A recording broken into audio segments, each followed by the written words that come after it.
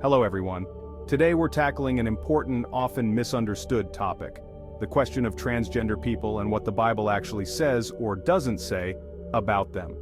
In a world where this topic has stirred a lot of discussion, I know some of you may feel uncertain, especially if this is a subject that's new to you. We're here to dive into the text of the Bible and look at how ancient scripture can offer us timeless insights on gender, identity, and most importantly, God's love for all people. If you're an older viewer or someone deeply connected to the faith, you may have wondered, what does the Bible say about gender beyond traditional roles? How should we, as believers, approach people who experience gender in ways we might not fully understand? We'll explore scripture with an open heart and mind, focusing on themes of compassion and respect, but before we do that, leave a comment below about what you think the Bible says on transgender people and see if it aligns with it. So let's dive in together and take a closer look at what the Bible might have to teach us about transgender people and about embracing the diversity of God's creation.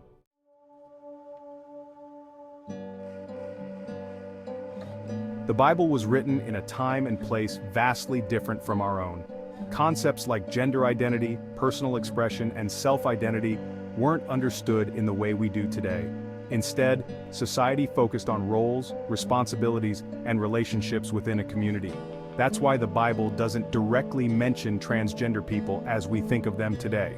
However, many biblical principles and themes can still give us insight. In ancient Israel and the early Christian world, society was organized by roles, often with clear expectations for men and women. These roles were deeply tied to religious practices, cultural customs, and survival within a community. But even within these roles, the Bible shows that God works through people in unique and unexpected ways. The Bible is full of stories of people who broke boundaries or found their lives taking unexpected paths. Some were outsiders, some didn't fit traditional molds, and some were marginalized. Through all of this, God's message of love, dignity, and acceptance shines through. And that's the spirit we'll bring as we explore the passages that touch on gender, identity, and inclusion.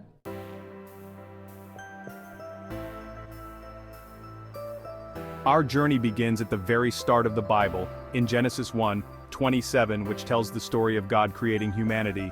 So God created mankind in his own image, in the image of God he created them, male and female he created them. One of the most important truths in Scripture is that we are all made in God's image. But what does this mean?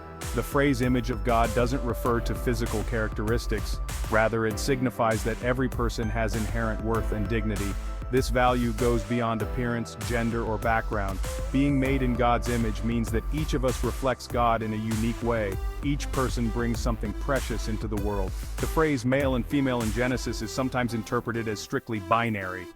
But some theologians and scholars see this passage as reflecting the spectrum and variety of human experiences rather than imposing fixed categories. Just as there is diversity in all of creation, from plants to animals, some believe this verse can be understood as capturing the broad spectrum of human life rather than restricting us to narrow definitions. When we view Genesis through a lens of wonder and reverence, we see that God's creative power is expansive and beautiful. Each person, regardless of how they experience gender, carries the image of God. Many people who may not fit traditional roles or expectations see this as a reminder that their value is rooted in something far deeper. They are made by God for God's purposes, just like everyone else.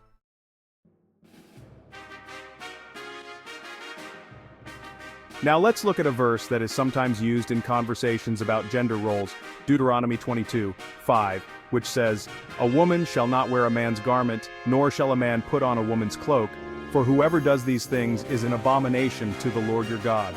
This verse may seem straightforward, but as with many passages, context is crucial. Ancient Israel was surrounded by cultures with different religious practices, including those with customs the Israelites believed could lead them away from God. Clothing wasn't just about fashion, it signified identity, religious allegiance, and social status. The command in Deuteronomy may have been more about separating Israel's identity from neighboring cultures that practiced gender-fluid religious rituals. In a practical sense, this prohibition could have helped to maintain the social and religious structure of Israel by keeping roles clear and preserving cultural integrity. It's also worth noting that clothing in ancient times was different from today, and what was considered male or female attire varied significantly by culture and period. Most scholars agree that this verse doesn't address our modern understanding of gender identity or gender expression. Instead, it speaks to the cultural concerns of ancient Israel. Applying this verse literally to today's world requires caution, as we must remember that cultural and societal norms have changed over thousands of years. The Bible's central themes of love, dignity, and respect must guide us as we interpret verses like this one.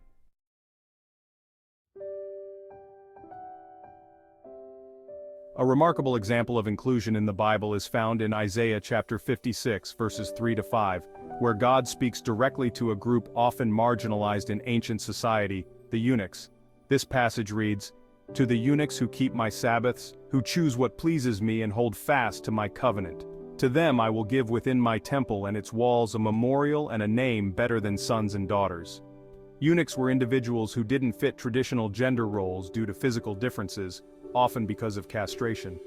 In ancient times, eunuchs were sometimes looked down upon or excluded, as they didn't fit the expected categories of men or women who could marry, have children, or follow standard roles. Yet God promises them a place in the temple, a place better than sons and daughters. This passage shows that God's covenant is not limited by social or biological categories. Instead, God welcomes those who may have felt excluded or undervalued. For those today who don't feel they fit into traditional gender roles, this passage can feel like a warm embrace from God, a reminder that they too have a valued place in God's family. When God promises eunuchs a name better than sons and daughters, it suggests that their worth is not tied to their ability to fulfill traditional roles. God values them for their faithfulness, showing that our identity in God's eyes is about much more than fitting into human expectations. It's about our hearts, our commitments, and our relationship with the divine.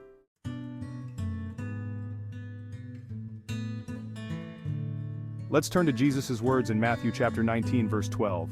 Jesus says, "For there are eunuchs who were born that way, and there are eunuchs who have been made eunuchs by others. And there are those who choose to live like eunuchs for the sake of the kingdom of heaven. The one who can accept this should accept it." Here Jesus speaks about three types of eunuchs: those born that way, those made that way, and those who choose to live like eunuchs. This suggests that Jesus recognized that there are different reasons why someone might live outside of traditional gender roles or expectations. The phrase "born that way" is particularly striking. While we don't know exactly what Jesus meant, some interpret this as recognizing that some people may naturally fall outside of conventional categories. Jesus doesn't condemn them but includes them in his teaching, showing compassion and understanding. Jesus ends by saying, "The one who can accept this should accept it."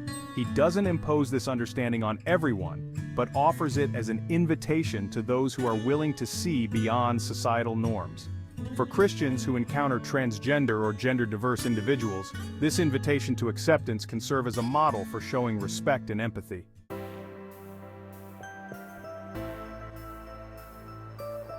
In Galatians chapter 3, verse 28, the Apostle Paul writes a verse that has become central to the Christian message of inclusion.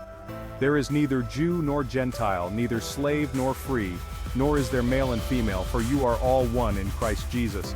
At the time Paul wrote this, society was deeply divided by categories like gender, ethnicity, and social status. In a radical statement, Paul says these distinctions are erased in Christ. For Paul, what unites believers in Christ is stronger than any category that might divide them. Paul's teachings remind us that we are part of a diverse body, and each member plays a vital role.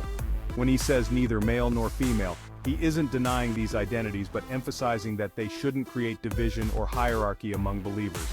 For many people, this verse speaks to a profound truth. We are called to love, accept, and welcome all people. In a world where labels can sometimes separate us, Paul's message encourages us to focus on what we share in Christ: love, grace, and unity.